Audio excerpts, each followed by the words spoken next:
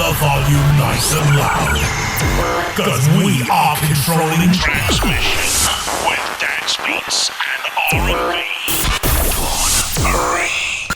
You're in the mix with Lil Drummer Girl. With your host, Dawn Marie. In the mix.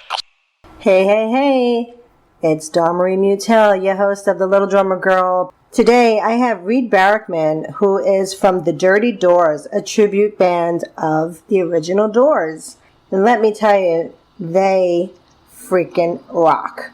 The Dirty Doors was formed in Atlanta, Georgia back in 2012, and they pay tribute to one of the greatest rock bands of all time, The Doors. And with each performance, they bring high energy, excitement, and passion of the timeless music of Jim Morrison and The Doors like no one else can.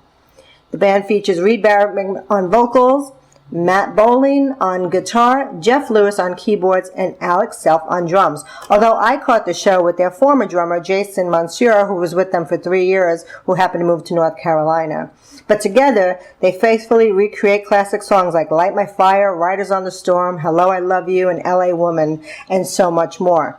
I did something a little different here. At the end of this interview, you will hear a clip from the show. But also be sure to go to www.littledrummergirl.com. That's LALdrummergirl.com, so that you can actually see footage of the show and what an amazing impersonation that Reed gives for Jim's music. So without further ado, let's get Reed on the air. Enjoy the show. Reed, thank you so much for being here tonight. I'm so ecstatic because I'm a really huge Doors fan. And when I caught you on YouTube and I looked you up and I was like, oh my God, they're going to be in Largo, Florida. So thank you for taking the time out to meet with me this evening. Thanks for having me. How long have you been singing? Not that long, really. I used to play guitar and dabbled in singing when I was younger, in my teens and early 20s, and then kind of got away from music for a long time, and then just in the last, I guess it was about 6 years ago, we first got together, the band, and that's when I started up again and actually took some singing lessons and all that. And so, that's very cool. Yeah. So how did the band get formed? I've been a huge Doors fan since I was about 12 years old, and I just love them so much, and I started to see online these videos of these other Doors tribute bands, and a lot of them honestly weren't that good, and the ones that were good, I thought, well, hey, I could do that, or just maybe even better than that guy. So I don't know, it just seemed like something that would be fun, and so I put some ads on Craigslist to find musicians and lucked out with the guys I've got, and first got together just about 6 years ago and really got going with it probably about 4 years ago. It was kind of a slow start, something we would just do occasionally, but we really decided to go for it in the last few years. Very cool. So I see you're from Georgia. You don't hear an accent. Are you originally from Georgia? People ask me that a lot. I was born and raised in Atlanta. Yeah, wow. Okay. And I think people sometimes have the Gone with the Wind idea of Atlanta, but it's not really like that anymore. And most of the kids I grew up around were not from Atlanta.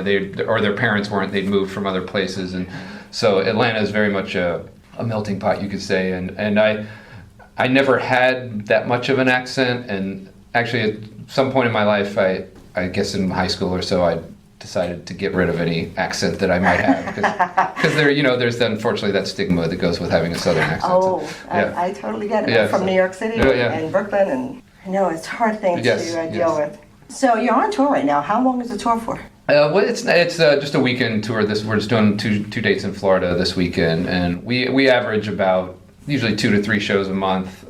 Trying to maybe get a little more than that, but we play around the Southeast, and hopefully we'd even like to expand out to other parts of the country as well. I'm sure it'd be well received. Okay, hope so. It'd be awesome. So how do you get into character to portray it? Because you do such a great job. Oh, thanks. And it sounds amazing. It's hard to explain, and people who know me well are always surprised by my onstage persona, or whatever you want to call it. And I don't know if I do much to prepare. I've been, basically obsessed with the Doors for so long that it's in some ways second nature. And we've been doing the band long enough to where, I can just walk out there and it just kind of, the music gets me going in the crowd. And so it's just, to me, it goes along with the music, and it's just a natural thing for me. But That's amazing. Have you ever felt his spirit or anything like that? He sounds a little woo. Like somebody doing that, I would think that he would be around. I don't know if I'm not a mystical, spiritual kind of person, but you definitely get a certain kind of energy with the crowd and the music. Yeah, there are times when I kind of lose myself in the moment, and I don't know if feeling his spirit is the right way to say it, but I definitely am able to kind of get outside of myself sometimes on stage when it's all, everything's going right, you know. I love that. That's awesome.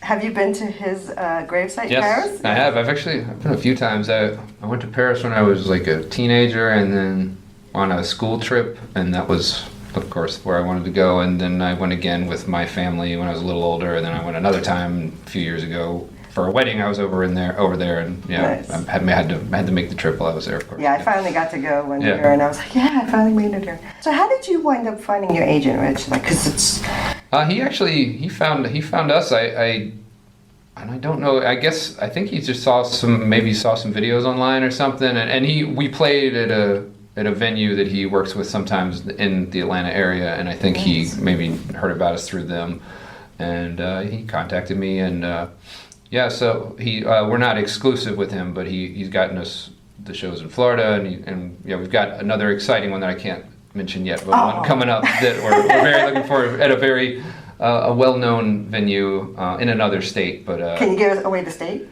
It's in South Carolina. I can say that. Cool. And, hopefully it'll go well, and hopefully it'll lead to other bigger venues. I gotta let us know. Yeah.